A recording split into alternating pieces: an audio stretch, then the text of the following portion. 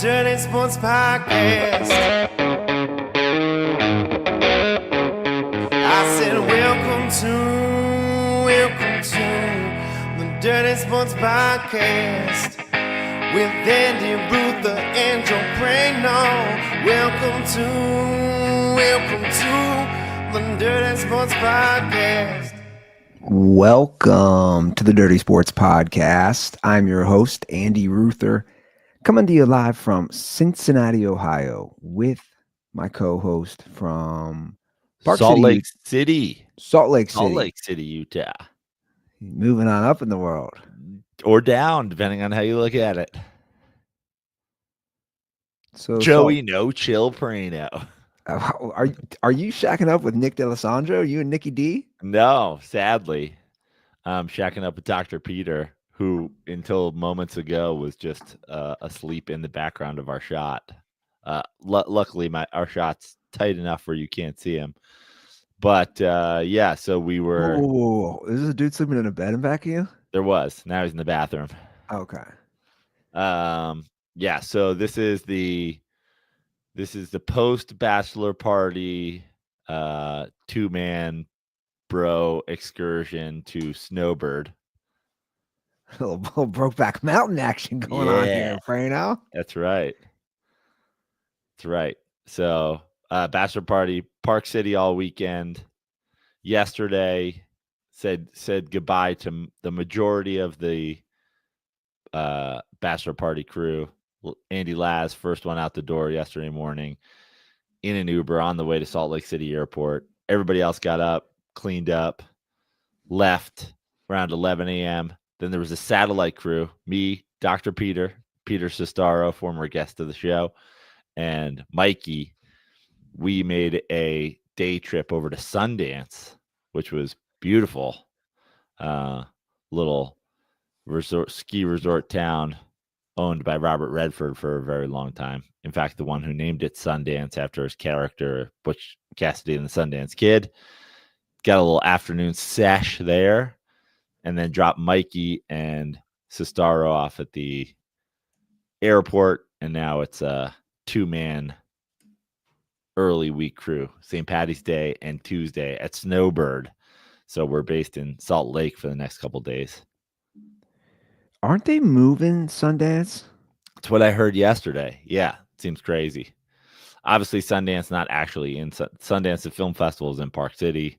You want to hear something crazier? Yeah. They have 3 finalists to host. One of them, Cincinnati, Ohio. It's insane. It's Boulder, Cincinnati, and Salt Lake. Wow. How does Cincinnati fit in with those other 2? Does not. White people, I guess. Well, I mean, I wouldn't say. I'm trying to read. Yeah, like I don't know. I know they've talked about it here. I just pulled it up. That's crazy. Yeah, there's no way Cincinnati gets chosen, considering those other 2 people would much rather go to. You're not choosing Cincinnati over.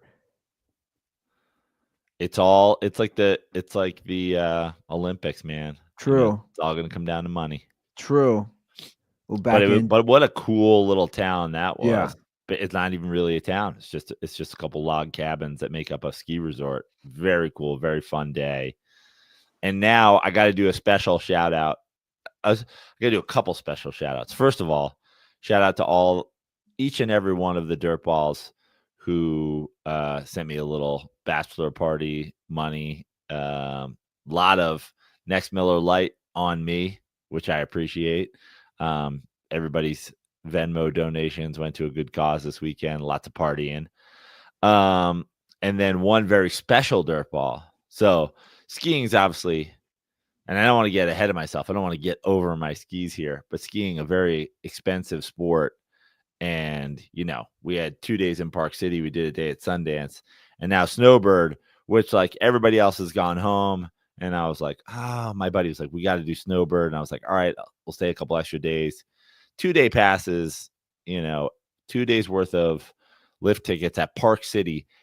Had I not gotten buddy passes, would have been about $700. And it would, I think, been pretty close, probably pushing 600 for 2 days here at Snowbird. But shout out to Dirtball Grant Gill, who sent me a link to some free snowbird passes the next 2 days.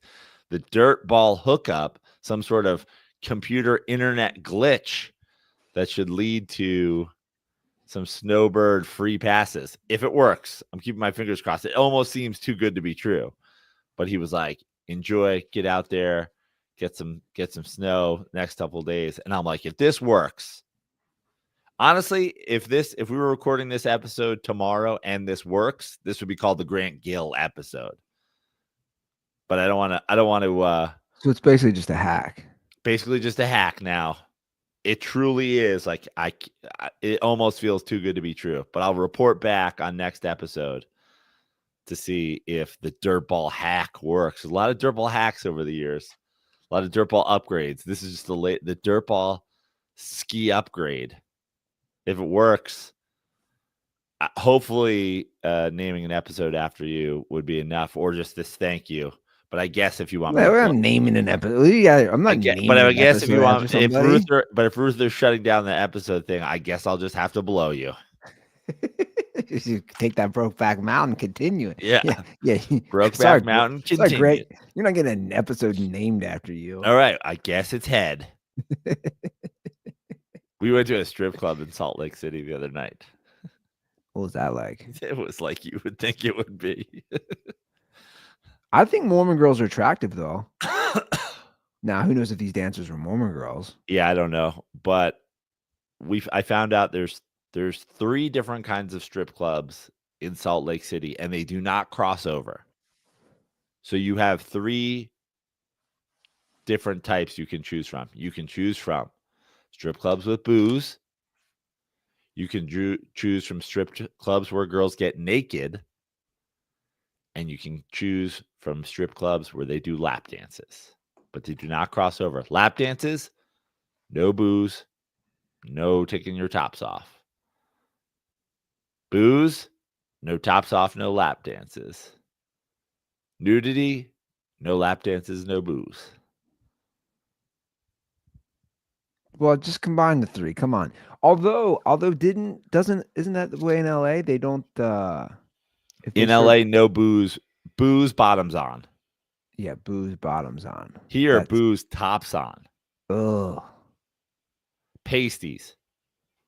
I mean, come on. What are we doing here? What are we doing here? Pasties? Mormons ruin everything. We drove by like an unbelievable architectural structure in the form of a Mormon church yesterday, and I was like, I literally wish I could blow that up. Not with anybody in it, but just take that thing to the ground. Back to the strip clubs. Well, so what did we choose? What do you think we chose? You had to choose with booze. No, we did not choose with booze. You didn't choose with booze. We chose with lap dances. And they have to wear pasties? Pasties, lap dances, no booze. Interesting. That's that. If you put that out to 100 people, 100 dudes, I wonder what they would choose. I guess most people go to the strip club to get lap dances. Yeah. $20 lap dances, not bad. Girls were pretty cute. I bet. Not exceptionally cute. I would love their backstory. See, if I was there, I'd be doing like an interview. I have an old school reporter hat on and a little pen and note, and they'd be giving me a lap dance. Like, how'd you get into here? See, how'd you become a stripper? You're a Mormon out here in Salt Lake City. How does one become a stripper in Salt Lake City? Why are you talking like that? Why? Like what do the girls look like? Was there diversity? Like ethnically, looks wise? Diversity looks, not an ethnicity. All white girls? All white girls. It was basically an array of tattoo options. I was just gonna ask the tattoo situation. Okay. Interesting. So the whole crew go? Whole crew went. It looked like it was gonna be it looked like there was the first night we went out to Park City, like when we got in on Thursday, a couple people didn't go, including Pete Sestaro, elder statesman of the crew. And then I think when Pete rallied to go, and this will be good segue into our first topic. But when Pete Sestaro was like, "I'm in," then everybody was like, "Well, I guess if the old man's going," but we didn't think Pete would go. He's old, he's married, he's whatever. But he was flying high that day on St. John's winning their first Big East championship in 25 years. So, Well, you know, I'm glad that you're segueing into St. John's, and I actually have a lot of Rick Pitino stuff because we'll start it off by simply saying, I'm sure you'll agree with me. One of the most, as crazy as it sounds, underrated college basketball coaches of all time, considering he's one of the best. I think Yeah. he's one of the most underrated. he's definitely not tossed about with the, with the Coach K's and the Dean Smiths and the. But why? I'm actually going to put that out there. Why? I think probably just championships won. Okay. Well, I got some stats ready to show. Cool. I mean, listen. Let me reiterate something very important. I do not give a single fuck about college basketball. I literally could not give less of a fuck. So I don't know. I don't know if there's anything else at all behind it, but I'm assuming that's what it is. Well, regardless, and that's as a fine. layman, and as a layman as well, that's fine. But like, we do know Coach K. I used to watch all the time. I do know Dean Smith. I do know Bob Knight. I do know, obviously I don't know John Wooden. I'm saying Roy Williams, but like stats like this to me. So we'll go through a few of them. Like here's one that you see. First coach in NCAA history to win a conference tournament with 5 different schools: Boston, Kentucky, Louisville, Iona, and St. John's. So like when we start talking about the greatest coach, and I'm not saying he's the greatest coach of all time, but we start talking about some of the greatest. To me, he doesn't just have longevity. He's taking, guys, look at the diversity of these schools. Boston, like, what are they for basketball? Kentucky, obviously a powerhouse. Louisville, a traditional, like, blue blood basketball school as well. Iona and St. John's. My point is, this will piggyback the next one. Everywhere he goes, look at this. It's insane by year 2. This just shows Boston, Providence, Kentucky, Louisville, Iona, St. John's, everywhere he's coached. The year before Pitino gets there, his first year, and his second year. By his second year at every single school, they're great. And it's like, again, he's taking small schools, small Catholic schools, small, like, good public schools, like big name schools.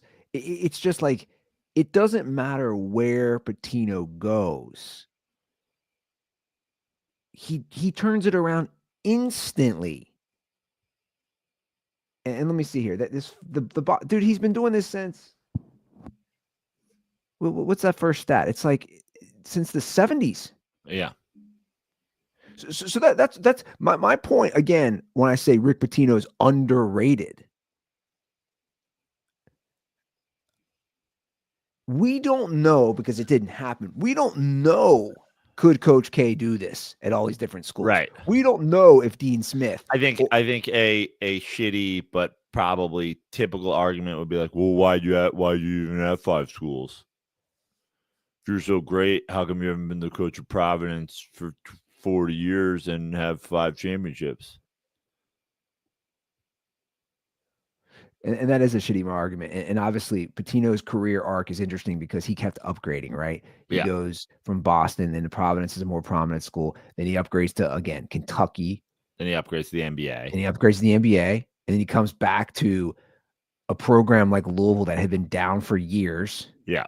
Instantly takes them to the Final Four. Instantly wins a title with them. I mean, look, we all saw this coming. That's what I find interesting. Did he win a title at Kentucky? He did. Okay. Well, listen, there's not going to be any underrating him if he takes the Johnnies to the Final Four or to a title. That's a former powerhouse that's 40 years removed from being a powerhouse, that they did the thing. They brought the big names in and they whatever, and they still nothing. Everybody knows I was there. Everybody knows Chris Mullen was on the bench, and I tried really hard, and I told people, listen, you've been to Jamaica, the country. Well, Jamaica Queens is very similar, very tropical. The girls are great. The weed's great. Come here, win a championship in Madison Square Garden. Nothing will ever feel better in your whole life. And I think we won 8 games. So what are you gonna do?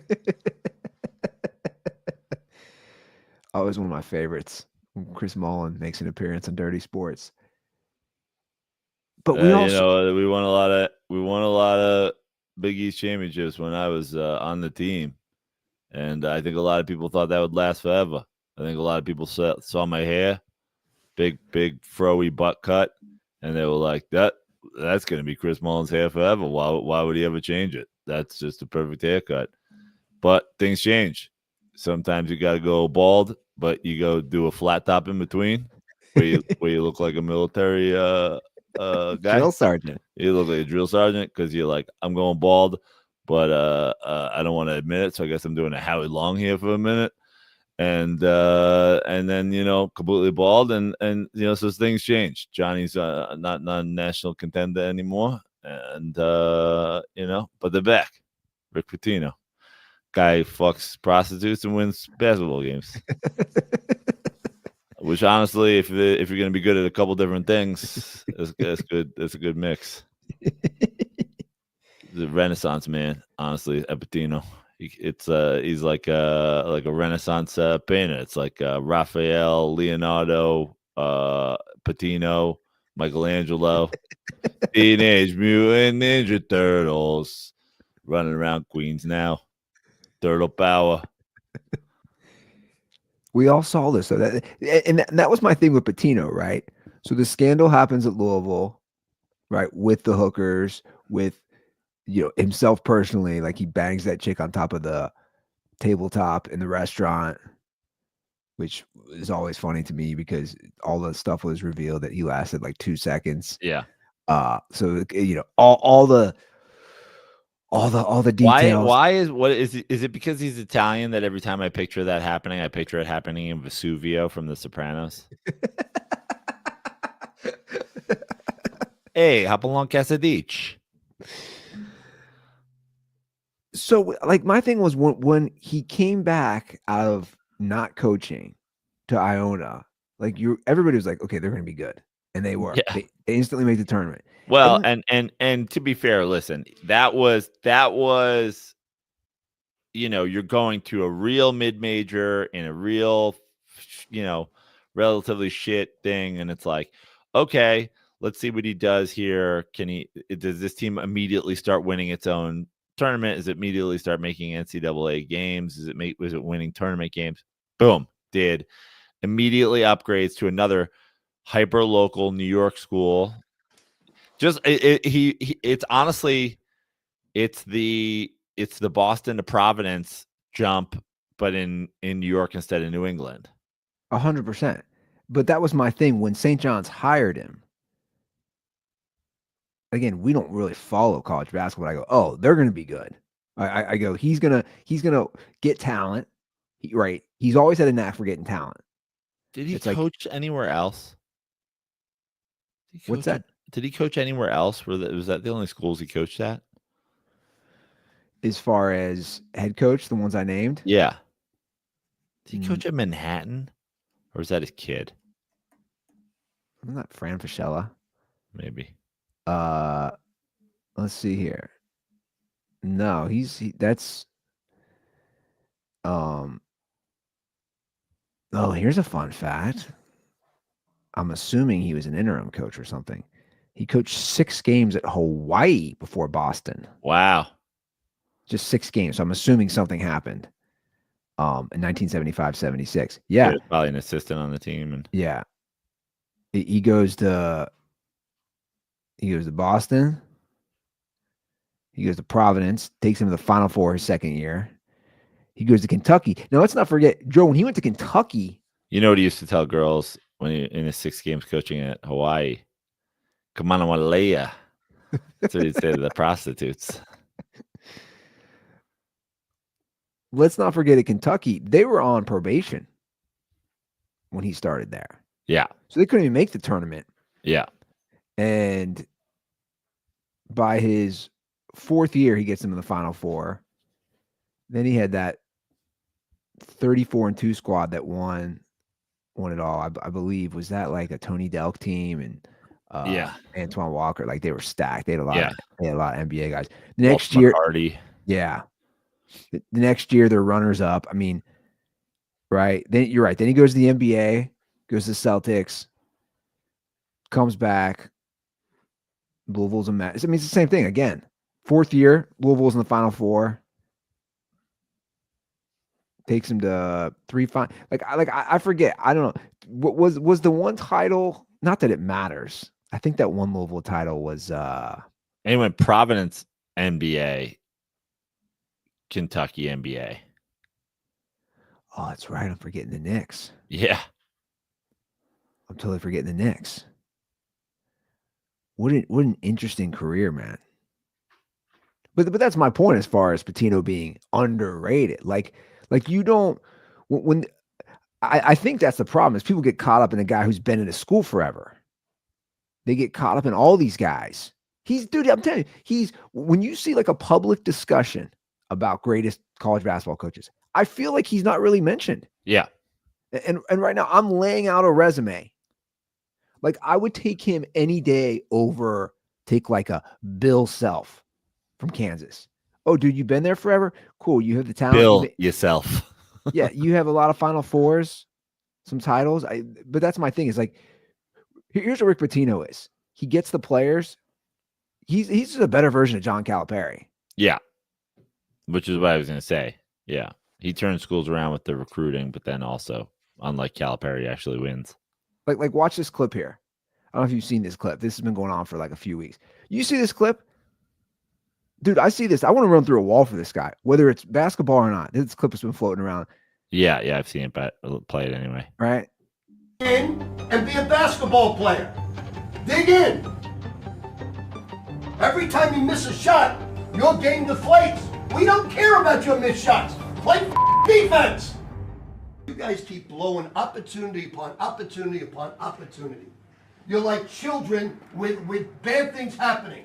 Instead of digging in and be tougher, you wilt. Where is your toughness? Where have you guys been raised that you're so weak mentally that you just give up when something doesn't go right for you? Don't you know what adversity is all about? That's the game of life, not the game of basketball. You don't get down when things go wrong. You dig in and get tougher. Your whole life's going to be adversity. Learn how to deal with it. He's like, when that girl says, you're going to fuck me again, I don't care if you came. You're going to fuck me again on top of this tabletop in this restaurant. You do it. Yeah. That's the game of life. Like he's Pesci from Raging Bull. But again, it's like he's almost, he's got you see the speech. It's like kind of an old school speech, but I think he still connects with the young guys. Like he's that rare breed.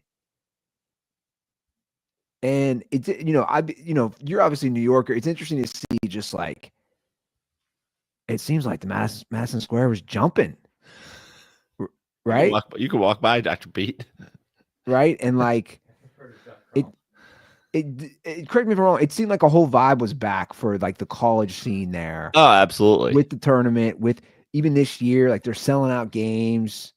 It's just, he brings that swag back. Well, they love their basketball there. Yeah. So it's an easy sell. For sure. And obviously I'll be like, hey, I'll be rooting for him. Yeah. I'm on board. 2 seed. Which again, I don't understand seeding. Apparently they had a weaker schedule, but like for winning all those games, they're a 2 seed. Well, like Pete Cesaro said yesterday or 2 days ago, he's like, yeah, we're The Big East is always underrated, despite the fact that they're the 2-time defending champ conference. 2-time defending champ. Yeah. Right? Didn't UConn win the last 2? Oh, yeah. That's a good point. Yeah. He is right. And then Nova had just won 2. Yeah. Like, it is interesting that, like, they're smaller. I think there's 11 schools. It's like, I think 5 got in. The Medium East. It's not a medium pizza, though. I'll tell you that much. No. It's the medium East, but he is right. Is that where he went to school? No. He bounced around Southern Division III baseball schools, but his whole family's big fans. He was born at St. John's Hospital. That's what he likes to remind us. Back when they were now, how about Xavier? Tournament bound? They made it as a playing game. A playing game. They are 11 seed playing against Texas up in Dayton. Okay. You making the trip? I have not watched a single minute of Xavier basketball this year. Okay. I'm talking not a single minute. Okay. So that's a no? That's a no from me, dog. Okay. Yeah. I just like I've said this. Like, you think Dave Chappelle will be there? Did you see his recent appearance at Dayton? No. That took everybody was talking about on the internet. You didn't see it? Nope. He made an appearance for a Dayton game. He'd apparently never been. Of course, he's sitting courtside. He'd apparently never been to the arena, which is hilarious to me. Like, you never been. Which it's got. I mean, it has a whole history behind it. That's why they always do the playing games there. It's got a whole historical college basketball history. It's a cool old arena. But yeah, he made an appearance, and I think they were down and they came back and won. And of course, their social team milked it. People don't know where the Flyers. Is that a Tuskegee thing? I don't know. Hope so. Yeah, and he was hanging out with the crew afterwards. The team, I mean. I don't think they made it, though. But I will not. Look, I'll fill out a bracket. But again, I got sent, my buddy sent me the, $50 bracket sign up this morning. And I was like, I don't think so. Not this year. I don't care. My Final Four is Xavier, St. John's, Dayton. They're like, Dayton didn't make it. 2 of those teams are in the same thing. I'm like, all right, whatever. Is Syracuse in? Syracuse, UCLA, St. John's, Dayton. I did see a commercial with Boeheim and Carmelo, and I think his kid. I saw that was on last night on mute, and I was just like, I don't want to know. When I do see Carmelo, I do think of you. Yeah, good. I hope that now I instantly think of you. But yeah, I'll fill out a bracket. But again, we've already gone over this. Just with the change in everything that's happening with the landscape and the NIL, I'm just like, I totally know why guys like Jay Wright got out. But it makes sense. Like, you know what I'm saying? It's not a coincidence that you have some of these guys who are winning titles, or Nick Saban, who get out of major college sports and they're just like, I don't want to deal with this. Yeah. You don't even know any of the players. Yeah. It's too much. But we obviously had big news break here in Cincinnati last night. I thought it was a meme page when Justin sent it through. I thought it was like I truly was like, they couldn't have extended them both. Well, I laughed again, thinking of you, because your boy Jordan Schultz broke the news at 11 o'clock on 11 o'clock Eastern time. Somebody called Coffee Boy. He's the one who broke the news. I got a steaming hot cup of Joe for you, Jordan. Here's a little something you can break.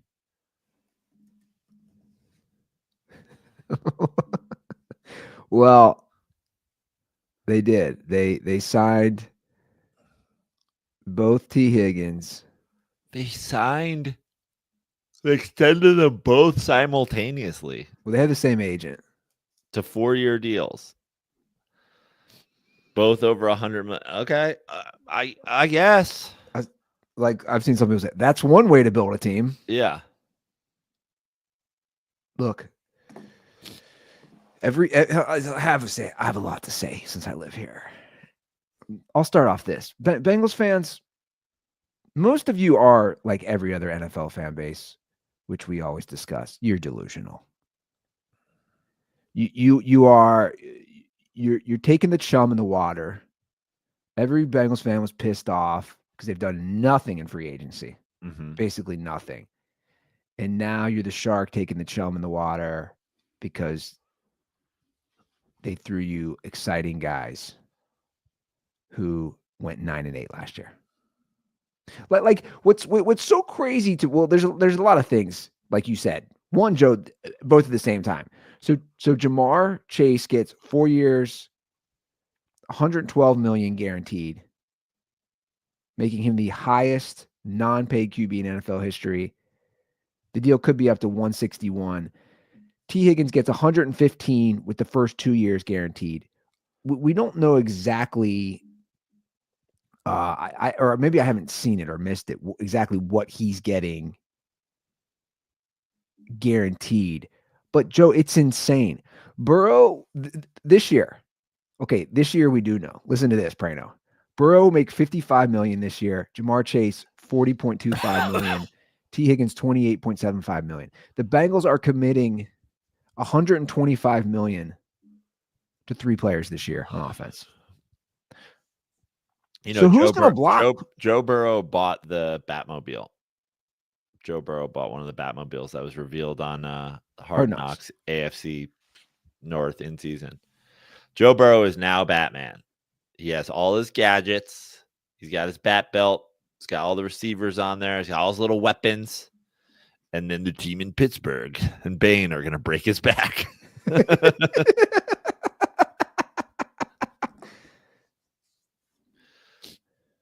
like here's what by the way, we talk about narratives and just in general in media, in sports, in politics. And Bengals fans have all tricked them. Oh, the media hates it. First of all, nobody gives a shit about Cincinnati, guys. Nobody. It's a small mid-market, just a mid-level city. I love it when teams and cities the media hates franchises do that. We don't think about you at all. No, nobody thinks about the Bengals. Look, obviously why? What's hateable about the Bengals? Well, no, the narrative again that Bengals fans like to spin is Schefter and all these analysts or not. He's not an analyst, but Schefter, the guys who break news, and then the analysts hate them. And nobody hates the Bengals, guys. Yeah.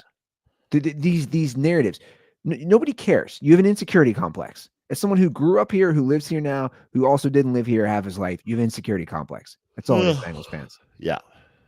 But speaking of a media narrative and a spin, here's one that you do, Bengals fans. It's just not true.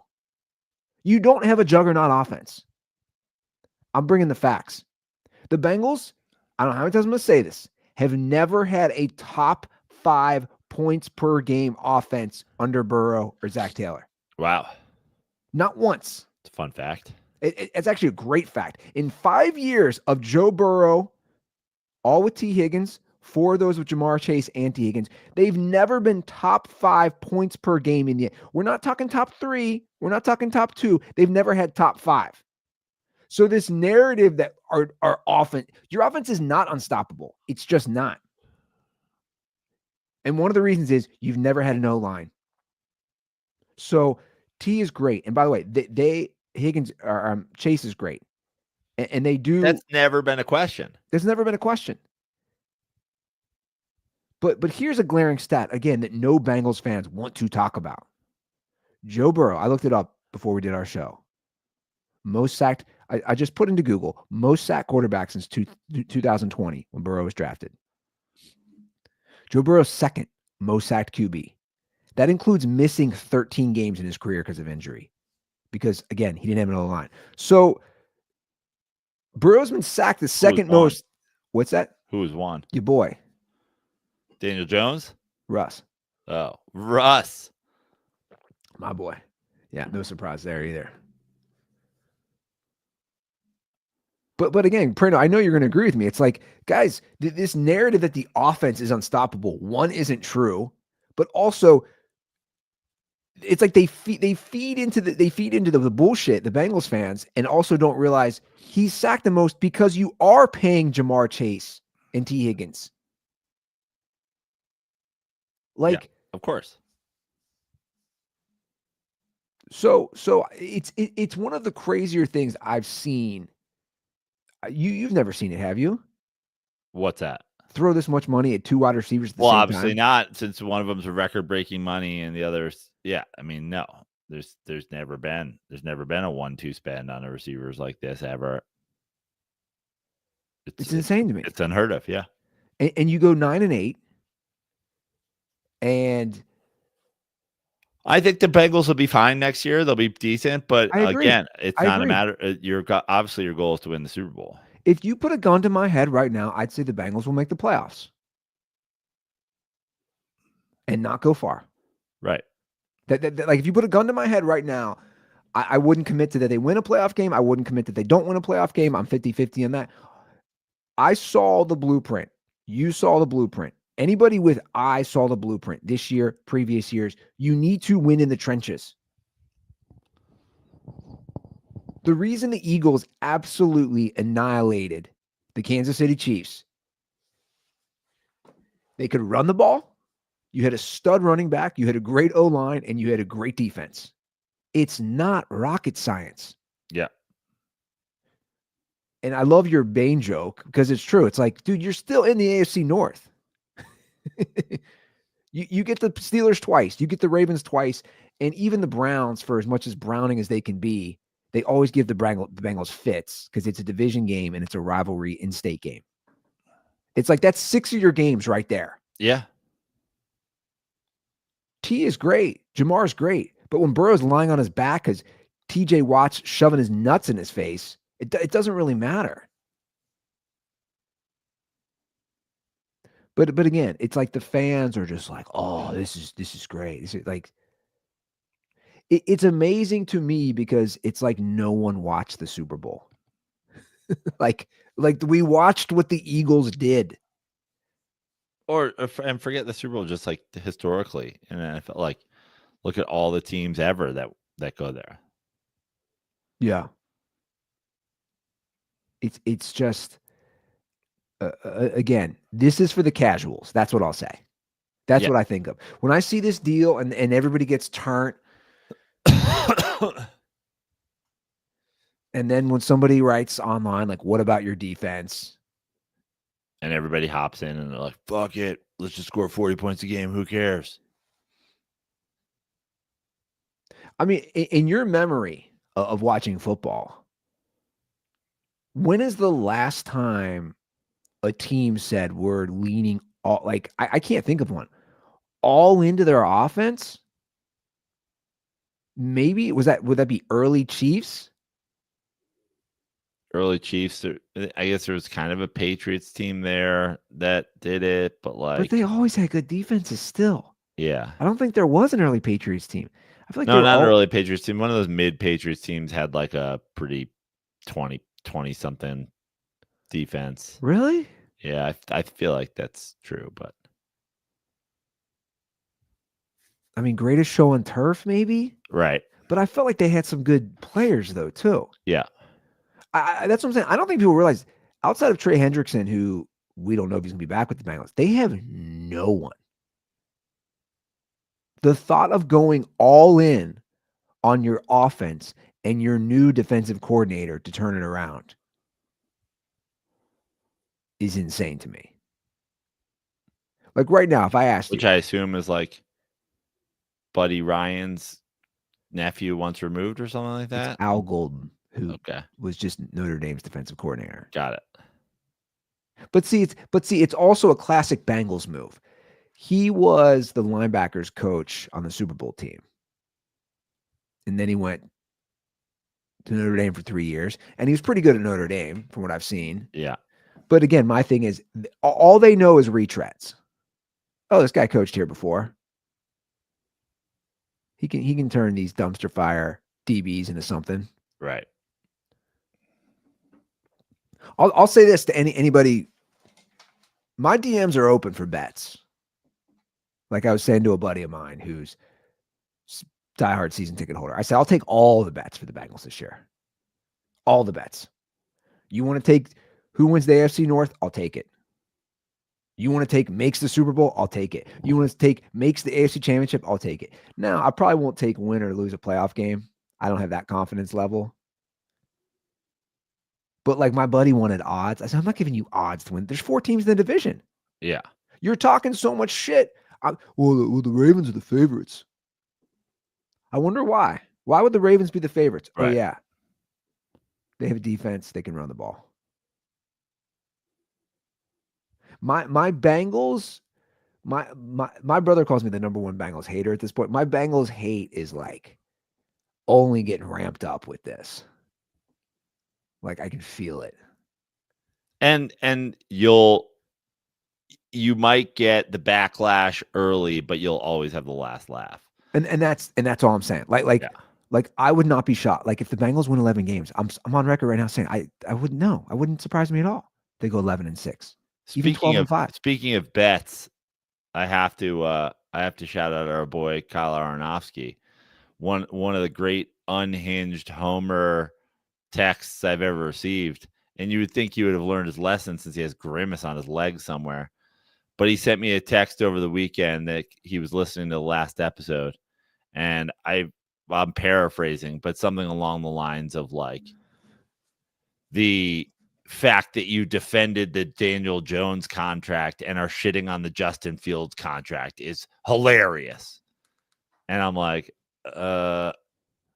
okay, Daniel Jones was extended by the team that drafted him after winning a road playoff game and looking really good doing it. The New York Jets signed Justin Fields during free agency when no one else wanted him after a season where he was cut by his last team and then benched for Russell Wilson. What the fuck are we talking about?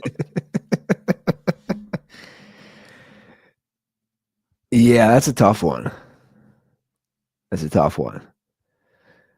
And it's like he's like they're the same player. Even if that were true, which it's not, but even if it were true, Daniel Jones didn't just get $20 million from the Colts because he was just benched. Didn't he get $18 million from the Colts? I don't know. Did he? I think he got. I was surprised. Well, and by the way, the Colts are fucking morons for doing that then. No, $14 million. Either way. Yeah. It's not the comparison to you get $13 million guaranteed. The comparison to the extension from the team that drafted you that you just won a road playoff game from to spending $20 million on a guy no one else wants. There was not a bidding war. The Colts didn't come in at 19 for Justin Fields. The Steelers weren't like, oh, we were going to make Justin Fields the starter again, but we can't afford this $20 million trade check. You guys, you went to a fucking Salvation Army and they were like, and you grabbed a dirty t-shirt off the thing and you're like, I'll give you $200 for this. They're like, we were selling it for $4. Yeah, well, I'll give you $200. Look, I don't hate the Daniel Jones Justin Fields comparison he's making, but I mean, I also see your point. I'm actually rooting. I'm rooting for Justin Fields. Okay. Like just personally, I like to see comeback stories. Yeah, that goes for you. Well, I'm not saying it'll go well, but I'm saying I'm rooting for him. Speaking of money, did you see this Kirk Cousins thing, bro? I didn't, and I don't Oh know my that God. I want to. Dude. So he's staying on Atlanta, which is insane to me. He got an extra $10 million roster bonus last week, I think on Friday. So Warren Sharp posted Do the this. Falcons think they can trade him? What are they doing? It makes no sense. Paying a lot of money for a backup quarterback for a security blanket. So Warren Sharp quote tweeted that post that they were keeping him from Adam Schefter and posted his earnings. Dude, it's insane. and he's totally obviously taking digs. 1 playoff win in 13 years, but these are the contracts signed by Cousins, and it lists all his contracts starting out in 2012. In his career, by 2027, he will have earned $411 million with 329. That's insane, dude. With hold on, he's not earning with 329 guaranteed still. 329 million fully guaranteed at the end of 2027, with the possibility of 411 million with 1 playoff win as of today. Like, he must have the best agent of all time. If I'm a player and I see what Cousins is making, I'm saying I want his agent. Meanwhile, if you listened to me, you could take off the Atlanta contract, 2 Minnesota contracts, and probably both franchise tagging. It's like, okay, like going back, the only thing that the Redskins ever did was now they egregiously franchise tagged him, so he was a top 5 paid quarterback in the NFL for like 2 seasons with them. Yeah. About 20 million and 24 million those 2 years, but they paid him about 44 million those 2 years. It's insane. But yeah, the Falcons makes me want to burn down a Mormon church. I think he's Mormon, is he? No, but it's all Jesus Christ's nonsense. 100 million guaranteed the Falcons. So again, I know I've harped on this. Arthur Blank, Falcons owner. You chose Raheem Morris over Bill Belichick, and then you decided to throw 100 million guaranteed at Kirk Cousins. And then draft a quarterback that you now benched behind. And then draft a quarterback. You're like the Bengals of the South. like, what are you doing? They're going to bring back Roddy White and throw 50 million for him to sit on the bench. Like, think of some old, like Andre Rison's coming out of retirement. Throw 10 million at Andre Rison to hold a clipboard. They were like, we got to bring back the Dirty Bird. Who's that? Jamal Anderson? Yeah. Details also came out on Sam Darnold's contract, not nearly as bad as people thought. It's basically a 1-year deal. I don't know if you saw this. So this came out yesterday. So everybody's reporting the Seahawks deal with Darnold is 3 years.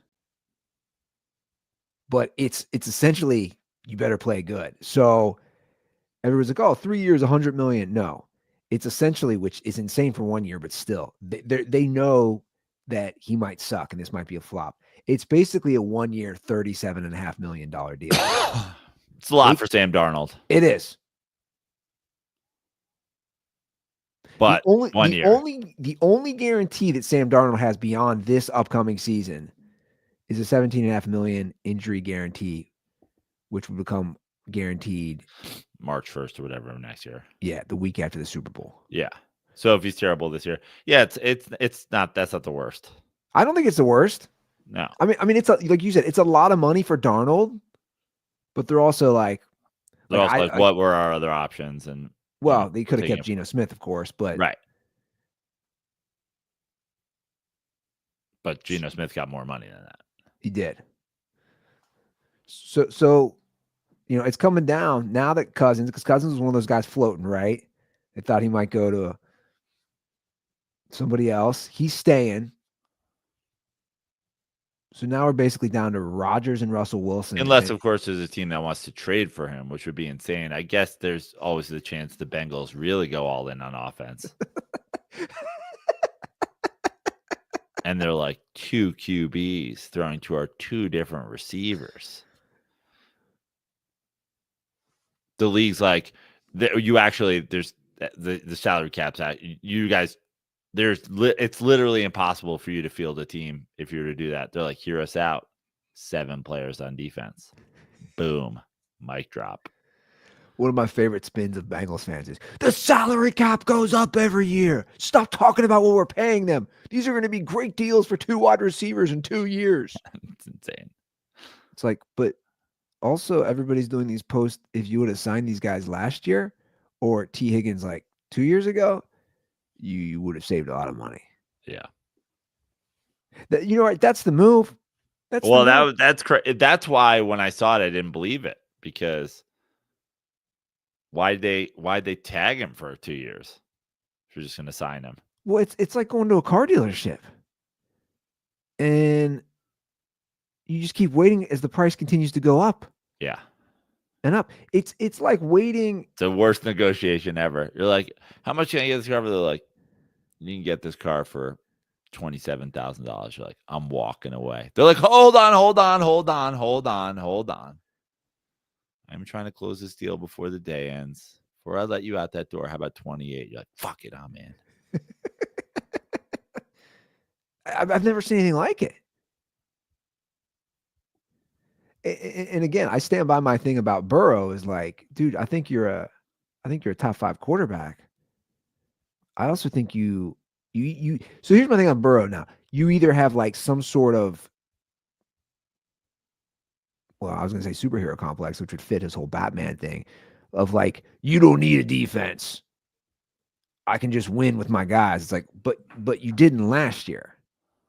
You literally went 9-8 last year. Or he's just too insecure without his guys. I need Morgan Freeman on the headset in front of the TVs meme.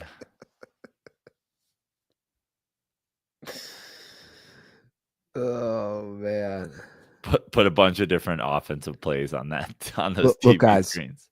I think I sent this to you and Justin. I don't wish injury to anybody, but will I chuckle on the inside if one of these guys shreds a knee? No, Andy. I'm saying I'll chuckle on the inside. I will. It's worse than chuckling on the outside. Again, I don't want injuries. I don't want injuries on anybody.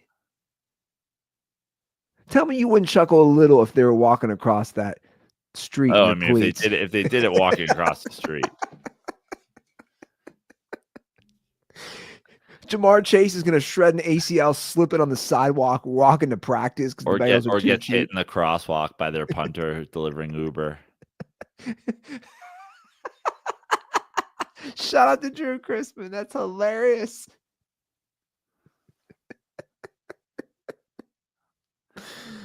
Drew coming by on his bike with his cell phone out, TikToking. Runs into Jamar Chase, bangs him up. Did you see? Then they end up signing Drew anyway because they can't move the ball. No, he's moved on. I love looking at his Instagram. He runs a moving company now. Oh, hell yeah. For real. Did you see I don't know if you saw what Najee Harris was saying. Speaking of shitty facilities, it was interesting. He was talking about how state of the art the Chargers facility is now that he's with them versus the Steelers, who also got really bad grades. No surprise, family owned. But he said everything that I've always said about some of these NFL franchises that have shitty franchises. This is what he said about the Chargers. I wish I had it, but I kind of remember. He goes, yeah, man, the Chargers facility is brand new. It's state of the art. It's like my Alabama days, which I'm laughing. Like, have I not said this? I go, a lot of these guys, they go from like LSU, Alabama, Ohio State, and then they downgrade. Yeah. Professionally, which is so weird to me. So odd, man. We do have a quarterback call. Let's go. Don't we have a quarterback call? Yeah. Is it about how the Kirk Cousins getting $100 million to sit the bench is actually a good deal because Daniel Jones won a playoff game and made $28 million? It's not, but I'm here for those calls. Hey, boys. Brian Heinrich calling in with a question of how... Dude, we played Brian's. God damn it. God damn it. Why does this happen sometimes? We played Brian's last call, our last episode. Sometimes this saves. I can't even repeat the call because, to be honest, it was kind of a confusing call. It was a quarterback call. Well, what's the problem? You can't find it? Here's what I'll do in the meantime. You didn't write down the area code and put it in the thing? No, but then you have to save it as an MP3. You gotta convert the file, which I always do for StreamYard. Got it. Does that make sense? Yeah. Then to upload it. So you're not even in Skype right now. You're just in you have a bank of saved phone calls in there. Well, yeah, I load it to StreamYard. StreamYard. There's a system in there. I bet I could find it. Let me see here.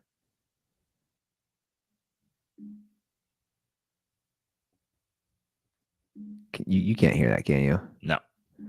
All right, here's what I'll do. I will save this, and in the meantime, I will play a different call. I will play a white Lotus call. You discussed the white Lotus. Here we go. I can't even wait. And here's the deal. Look what Prano did, guys. The Barbra Streisand effect. I now watched 3 episodes. Wow. Did you pick up like with your girl? Yeah, so she Oh, well that's great news because you didn't miss anything. None of it made sense before or after. Well, no, this is what she said. She goes, every season's different.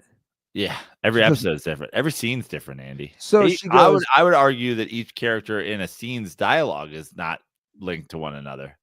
So she was like, you don't even have to watch the first 2 seasons. You don't even have to watch the beginning of this conversation. So she was like, you don't even have to watch the first 2 seasons. And I said, okay. You don't even have to know how human beings work because these people aren't going to act like them. I said, so let's do it then. Let's see what we can hop into. And we're 3 episodes into this season. So I watched 3. So here's the call on the show. Because I was like, oh, now I'm gonna have to watch it. Okay. Joe, Andy, this is Ian from Jersey. I'm calling because Joe was talking about White Lotus on Friday's episode. Listen, the show was good for 2 seasons, but Joe's right. Like, it's just about the vibe. There's no plot. It's always like a whodunit. The show's fine, but the vibe is what makes people go crazy. And Joe's exactly right. Like, thank you. It's just, let's put all of these typically wealthy people in an island hotspot or Thailand randomly, and let's just see what happens. This season has no plot. There's just nothing happening. It's just annoying Southern people, like, mixed with other random wealthy people. It doesn't make any sense. As somebody who loved the first 2 seasons, this season just doesn't make any sense. But hey, vibes are chill. Later. Okay, so you haven't watched the season. So I've watched, I think there's been 5 episodes. I've watched the first 3. I totally get the plot thing. Like, I keep saying, okay, so I'm curious. I'm like, okay, so what's going to happen? You have all these wealthy people staying at a resort intertwined. I asked Brittany, I said, okay, so what's your, she's What's like, the show about? So no, after last night, after we finished the 3rd, I said, so what's, I said, I'm interested in this show, but like, what's your thoughts? She goes, well, her response was there are plots within every family has their own little plot thing going on. And that's what makes it interesting. And I was That's like, not plot, by the way. That's not what a plot is. yeah, I understand there's interpersonal relationships and family dynamics and whatever. That's all like when you're like, what's the plot of Reservoir Dogs? It's not like, well, Mr. Pink and Mr. Blonde, they've got this thing because he like really kind of takes him under his wing and you're whatever. You're like, it's about a heist. Plot's a heist. Plot's a heist gone wrong. Like, you know, what's the plot of a movie is not like, oh yeah, you know, it's his father and the son. It's like Good Will Hunting. What's the plot? Oh, well, you know, there's these boys in Boston's and they really have each other's backs. yeah. And like 2 of them are besties, but then there's a couple it's like no. There's a genius kid who's fucking working at MIT and solving equations, and now he has to deal with the repercussions of everybody finding out he's a genius. The plot's not like, oh, it's him and his therapist. They really connect over abusive dads. Like they have their little plot. No, those are called relationships. Yeah, look, I'm not saying I was even agreeing with her analysis of it. My take after 3 episodes, I'll watch the season. Like, I'll get through the season because it's a thing now with us. And the truth is, like, we didn't have a show currently, and we're dealing with a very difficult baby at this point. So it's like that's our little break. Yeah. To find some common ground, considering we don't watch a lot of the same stuff. My take, it's definitely it's slow moving. What I've enjoyed, which is you're gonna laugh, like It's the vibe. I'm like, that's a cool resort. Yeah. like my This is take, what I'm saying. Every time we watch an episode, I always go, man, wouldn't it be cool to stay there? Like, I'm not saying it's not like Succession where I watch it, I'm like, oh, where's this going? Or I'm thinking about it afterwards. I'm like, man, that'd be a cool resort to stay at. And then my mind starts traveling to like, ooh, what if I went to Thailand? Like, that'd be a cool resort. Obviously, never could I afford that. That's kind of where my head goes. It's definitely not like, oh, this is really in depth. It's not making you think. And I assume every season's like that. I don't know. I only watched the first 2.5 episodes. And she was like, well, that character was on last season too. He's been on every season. And I was like, well, does that matter? She's like, no, not really. I was like, oh, okay. The score, Which guy is that? What's that? Which guy is on all the seasons? I don't even know his name. But the music, I like how he does the music too. Like, I like the music with it. It's about a vibe. That's the fucking show. I mean, it's true. It is. It's about a vibe. But clearly, like, I hopped on Twitter last night. It's one of the top trends. My point is, like, Andy, if no one cared about it, I wouldn't be so angry about it. I'm saying when the episodes drop that Sunday HBO, it's one of their Sunday HBOs. No, I know. People are into it, man. I know. And I think Mike White is doing Andy Kaufman. I think he sits on a pile of money that HBO gives him and laughs at the fact. He's like, it's trending again. It doesn't even make sense. They're like, bro, this is next level fucking meta shit. You ever get a show as a prank? He's like, yeah, just to prove how dumb people are. I mean, look, there's some actors that I like in this season. Like, I like Walton Goggins. Like, overall. Is he related to Walter Goggins? Is his name Walton? I don't know. Is it? I always thought it was Walter, and then she was like, it's Walton. Really? Yeah, I always thought it was Walter. Throw it down. Who knew? I always the cast of Champions. Yeah. She corrected me recently. She's like, you always call him Walter Goggins. Like, that's his name. It's Walton. Wow. Who knew that? Yeah. Things you learn, huh? Yeah.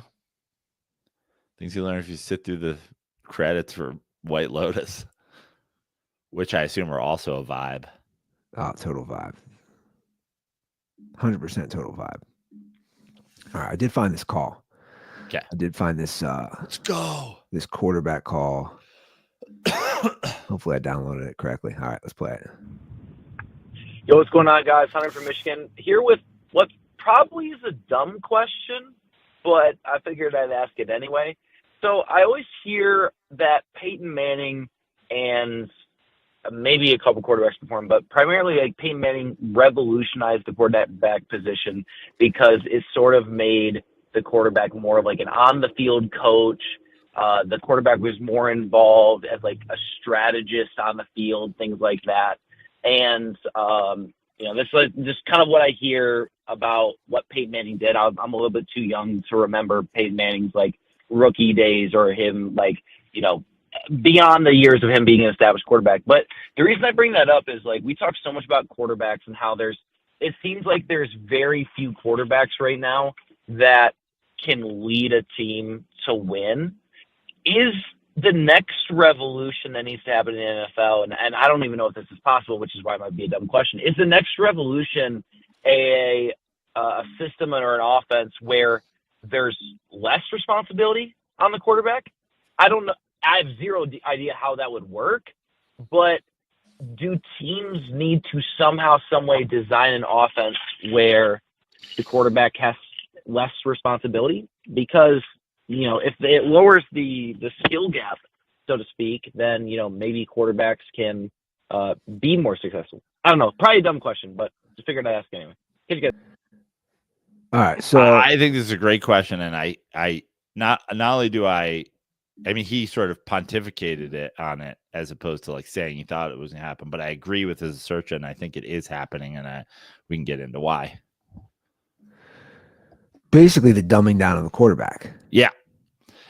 Listen, I think it's a quarterback trending. I think it's a trend in quarterbacks that has adjusted with the trend in the game. Basically, you go back into the 80s and the 70s and the 80s and the early 90s and whatever. And it's like, these are teams, teams are winning by having these great defenses, and the game is, much tighter played and much harder hitting, and not everything is built for the offense, whatever. And it was almost like, and you can even go back to, essentially the great, like Joe Montana's of the world, for example, or think about the Super Bowl winning quarterbacks. So Joe Montana's, a Phil Simms, a Troy Aikman. Even these guys are not putting up these crazy quarterback stats. I mean, Troy Aikman is a great example of it. You're, running the ball, playing defense, et cetera, and winning, 3 Super Bowls.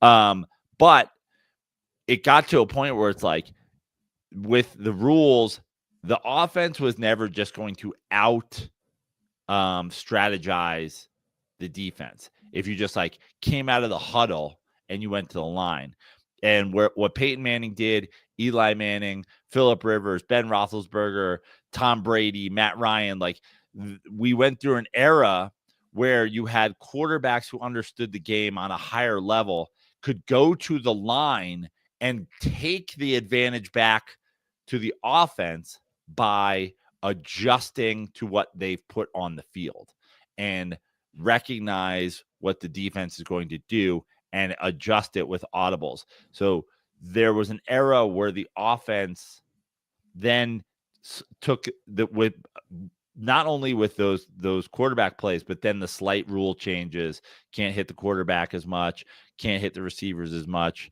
making all, these pick plays and all that stuff. Between the quarterbacks being able to adjust at the line and rules that started to favor the offense, the teams were able to take back the advantage on the offensive side of the ball. Now we've come to an era where you have the McVays and the Shanahans and the whatevers, and they're going, we have an advantage because of the rules on offense, and we have an advantage because we can scheme these plays. We can just take Brock Purdy, we can take Jared Goff, we can take guys, and we just get, it's like, you don't have to make an adjustment. We're scheming you open plays, and if it's not there, fuck it. So never audible. Yeah. Now those teams are always going to be susceptible to great defenses, and those teams are never going to be as good as if you were to take a quarterback who has the ability of those guys and put them in that situation, which is exactly what happened with McVay and the Rams. They made it to a Super Bowl scheming offensively, and then they go, oh, but what if we go get the Peyton, Eli, Roethlisberger, Rivers, Brady type in Matthew Stafford and inject him into that offense? Boom, immediately a Super Bowl.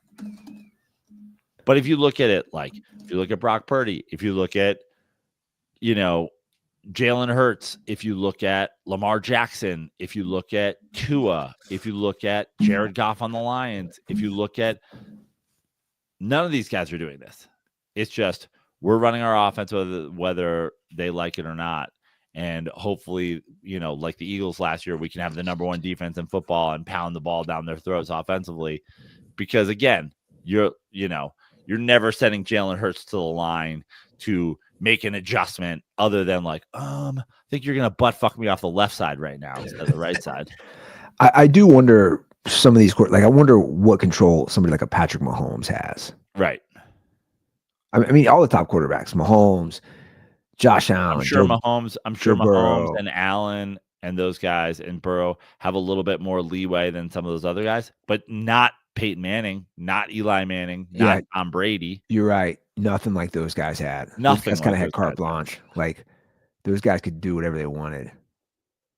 That's true. Yeah, it is definitely somewhat dumbing down of the game.